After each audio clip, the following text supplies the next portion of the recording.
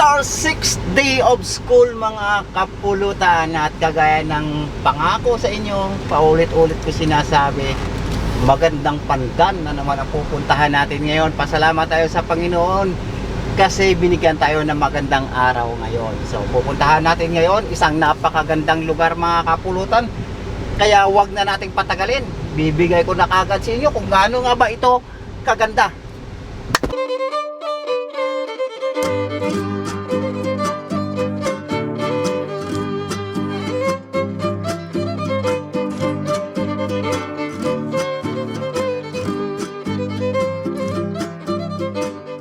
Thank you Lord, at napakaganda ng panahon mga kapulutan ngayon. At dahil nga maganda yung panahon, alam nyo na yung gagawin natin. Tatakas na naman tayo dito sa ating lupang sinilangan.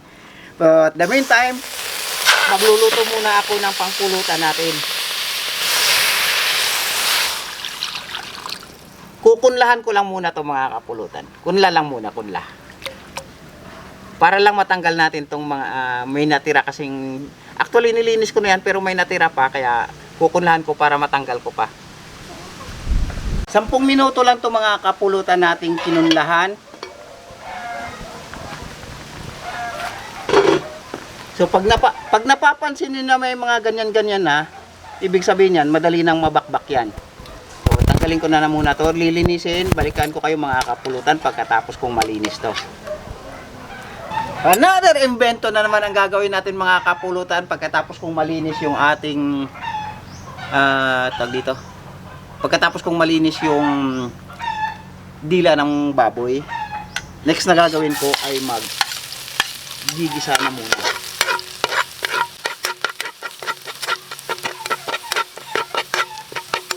Luya, sibuyas.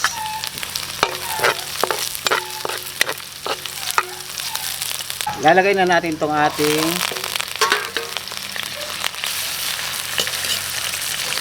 dila. Yung kakaiba dito, imbis na apdo, balat ng kalamansi ang ating lalagay.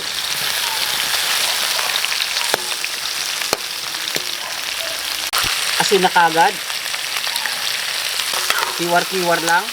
Susunod na natin yung water system. Ganyan kadami at ilalaga pa kasi natin yan. Matigas-tigas pa mga kapulutan. Lalagyan ko lang ng maraming sili at pamintang buo. Siguro mga 1 oras pa to. Tansya ko lang. Ayon sa aking tansyameter.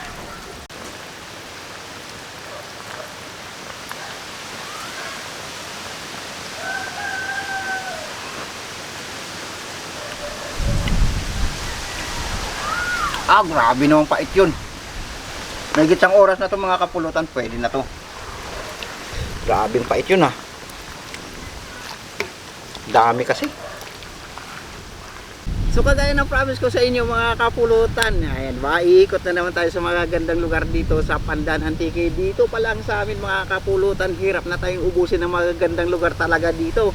Kaya yun, nandito nga pala ako sa barangay. Hindi ko alam kung sakop pa ng Tingib to o Duyong. Siguro Duyong na ito yung part na ito. Ito yung mga marmol na ito. Matagal nang nawala to, pero ngayon nagsibalikan sila.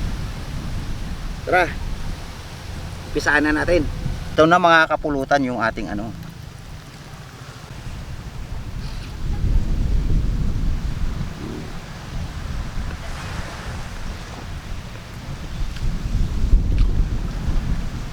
grabe yun Alam nyo mga kapulutan, pagka wala kayong apdo, pwedeng alternative yung balat ng kalamansi.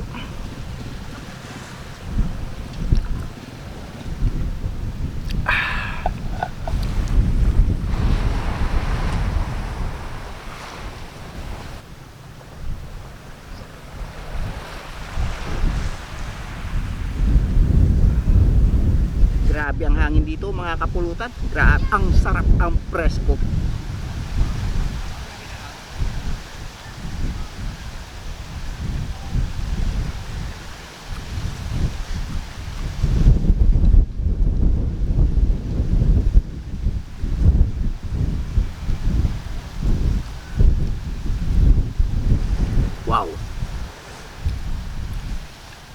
Sa mga hindi kumakain ng apdo, tapos gusto nyo ng papaitan, eto gawin yung mga kapulutan.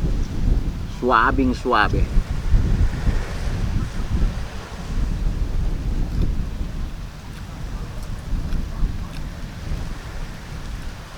Yung lasa naman ng kalamansi, mga kapulutan, mapait din siya. Mapait din, lalo na pagka tinagalan nyo yung tinagalan nyo yung paglaga. Ang mga tao dito, mga kapulutan, nasa bandang hapon pa pumupunta.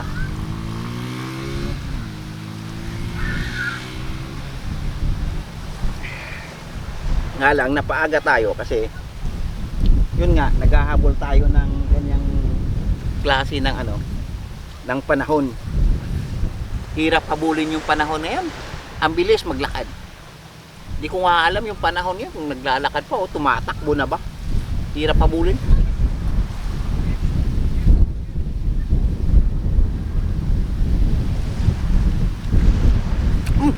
Nahulog pa.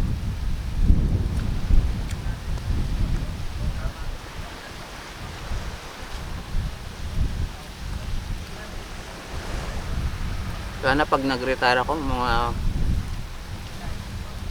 pag nagtumungtong ako ng senior citizen, ganitong buhay na lang.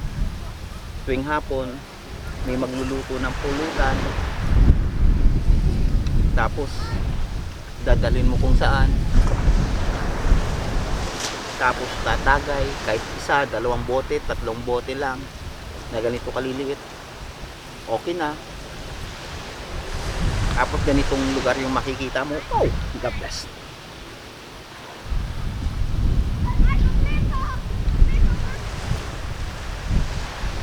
Tapos ganitong mga pulutan. Oh.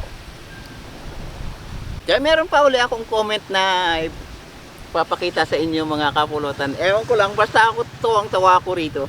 Natatawa talaga ako sa comment na ito. Ito, mga kapulutan, tong comment na to. Oh. Yan, natatawa talaga ako dito. Ewan ko ba kung bakit naisip niya yun. Sana lang hindi niya, habang sinushoot ko to, sana lang hindi niya burahin yung comment na yun. Nakakatawa talaga to. Sana nga pala, na-screenshot ko kanina agad, no? Ang ganda ng comment na ito. Tapos ni-replyan ko din to. So, pagka okay, mga kapulutan, pagka hindi niya binura, ay dito yan, nasa kamay ko yan. Ang ganda ng comment na yan. So, thank you, sir.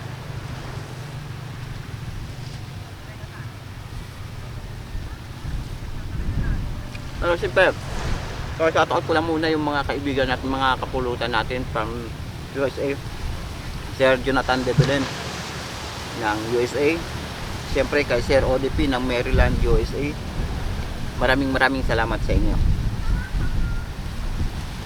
At siyempre sa aking kaibigan at kumpare Doc Amihan. Maraming salamat sa mga advices mo tungkol sa amin, hindi lang sa akin, kay Randy Anandong, kay Sagutong TV, at siyempre kay Betamax TV. Kung hindi dahil sa iyo, hindi namin maisipan na every 6 months pala nagpapa-check up. At maraming salamat sa advice mo at na gawa namin yung gusto nyong mangyari. At pasalamat din kami sa Diyos at lahat naman kami ay normal pa. Yung utak na lang hindi.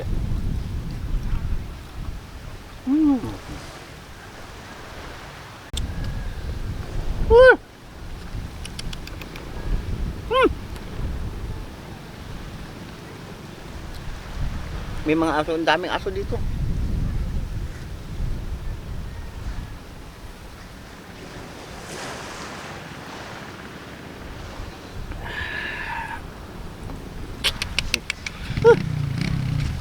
Maraming aso kasi dito, mga pulutan. Ayan, oh, nakatingin.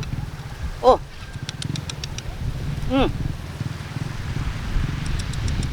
Ito, napakalaki, oh. Ito dito.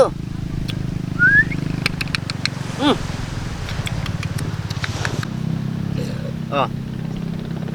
Malaki yan, ha. Hati-hati kayo, ha. Teka lang. Baka naman kunin ng isa, oh, ano. Oh, ito, isa. Oh. Eto sa'yo. Kasi doon ka, oh. Oh, dito ka. Ikaw naman, oh. Wag kasi. Oh, dito ka. Dito ka muna, oh. Para mabigyan natin yung isa. Ito namang mga alaga ko na to, oh. Ay sus, nagawan pa. Hina mo. Yan. Oh, kayo dalawa, hati kayo. Oh. Kalma, oh. Ay, ang bilis nun, ah. Oh, oh. O ano? Kain ka pa? Gusto mo tagay ka? Oo. Ang dami aso pero ang babait mga kapulutan. Apat sila, apat. So, ang gagawin ko, hatiin ko din to sa apat. O ikaw, diyan ka. O ikaw. Ikaw, dito. At ikaw naman, mabait ka, diyan ka. Maraming salamat mga kapulutan.